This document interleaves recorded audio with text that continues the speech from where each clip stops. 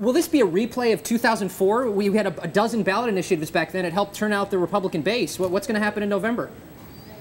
You know, I don't think in the end of the day it's really going to make that much of a difference on either side. This is going to really fire up people on both ends of the political spectrum. We've already seen huge sort of activism and excitement among the gay rights community and people on the left. This will certainly, motivate people, religious voters, some religious voters, social conservatives on the right. But really, this election is going to be fought for the center. And polling shows that most people, most independent voters, most people who are in the middle of the electorate, just really, this is not a top-line issue for them. Great. Laura, I want to play for you right now a clip of Mitt Romney responding to President Obama yesterday. Let's take a listen. States are able to make decisions with regards to domestic partnership benefits, such as hospital visitation rights, benefits and so forth of various kinds could be determined state by state. But my view is that marriage itself is a relationship between a man and a woman, and that's my own preference. I know other people have differing views. This is a very tender and sensitive topic, as are many social issues.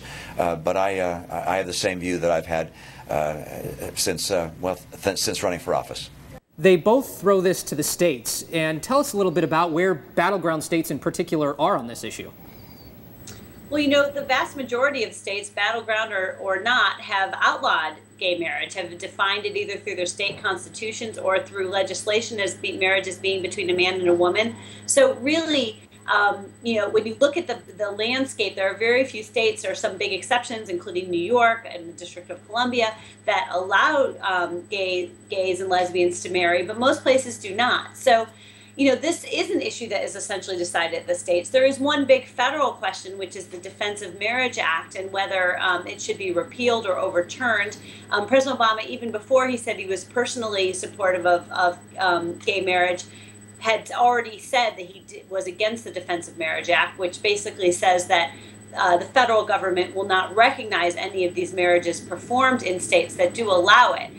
Mitt Romney obviously is on the other side of that view. So there are a few federal issues, but in general, this is a state issue and it's one that is making its way through the courts. That's ultimately where this issue is going to be decided. So really the significance of what President Obama did yesterday was less about policy and more a symbolic gesture. It gave a bbig boost to the movement, and a lot of people on both sides, frankly, said that this may prompt conversations around the country and maybe might change some minds, but it didn't and it isn't going to have a big impact directly on what the law is. David Widener, Market Watch columnist, thanks for joining me.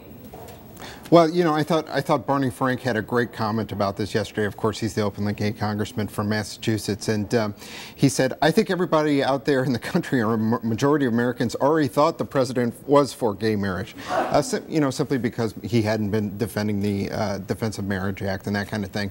And I guess my question for Laura is there any way Romney spins this to his advantage? I mean, social conservatives, for whom this was a big issue, they weren't going to vote for President Obama anyway, were they?